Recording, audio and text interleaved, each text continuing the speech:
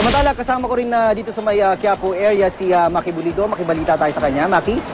June, patapos na yung hourly mass dito sa Quiapo Church na nagsimula nung alas 3 ng madaling araw. Yung schedule kasi from 3 a.m. hanggang 12 noon. So yun na, patapos na yung hourly mass pero sinasabi nga, the same schedule ay magtutuloy-tuloy uli ito mula alas 3 ng hapon hanggang mamayang alas 9 ng gabi. Dagsa pa rin yung deboto, no, makikita naman natin, talagang mas dumarami pa. As of 10 a.m. actually yung head count na is, ang estimate is 50,000. So can you imagine, hindi na talaga magkakasya yan sa loob ng simbahan. Kaya yung spillover ng napakaraming deboto na nandito ngayon para sa mga sunod-sunod na misa dito sa Quiapo Church ay nandito na sa may Plaza Miranda, pati na dun sa may gilid ng Quiapo Church na bahagi ng kahabaan ng Quezon Boulevard. Pero siguro sabi ko nga, ang kapansin-pansin dito ay sa kabila nung napakainit na tirik ng araw, pati na yung siksikan, so talagang pawis yung mga tao habang nagsisiksikan, pero napapanatili yung solemnity ng mga deboto na nandito para magmisa para sa pista nga ng itim na Nazareno.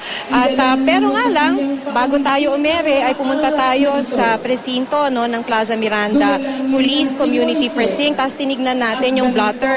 Tapos ang nakalagay dun sa blotter, magkasunod pa na inireklamo ng dalawang deboto na sa loob mismo ng simbahan ay nadukutan sila ng wallet nila. So yung unang nakalista dun sa blotter, the first report or complaint was recorded mga around 9:50 a.m. Nadukutan siya ng wallet sa loob ng simbahan. At pangalawa, after 10 minutes, around 10 o'clock in the morning, ay ayan na naman, may nadukutan na naman na isa. So yun yung first two, simula kagabi. So inaasahan nila na magkakaroon pa ng mga reports based na rin from previous experiences nila sa mga nagdaan pa na mga pista ng itim na Nazareno. Mamayang hapon, inaasahan nila na baka magkaroon pa, sana naman hindi na total ito naman ay pista ng itim na Nazareno. Ang sinasabi lang naman nila sa atin kanina is they were basing it from previous experiences of the Feast of the Black Nazarene. So far, dun sa medical aid station, first aid station, dun sa may gilid ng Quiapo Church, ay mahigit 100 na yung mga pasyente o mga deboto na nagpunta doon, June. Pero karamihan dito ay nagpapacheck up lamang ng kanilang blood pressure. 3 yung hinimatay, pero iisa lamang dun sa mga nahimatay ang itinakbo sa ospital. Pero habang tumatagal, isa rin sa mga problema na nakikita dito sa paligid ng Plaza Miranda ay yung pagtambak na rin ng basura. Actually, very early in the morning, napansin na natin ito, yung naiipon ng mga basura habang naghihintay nga dun sa pagbalik ng imahe ng Poong Nazareno dito sa Quiapo Church.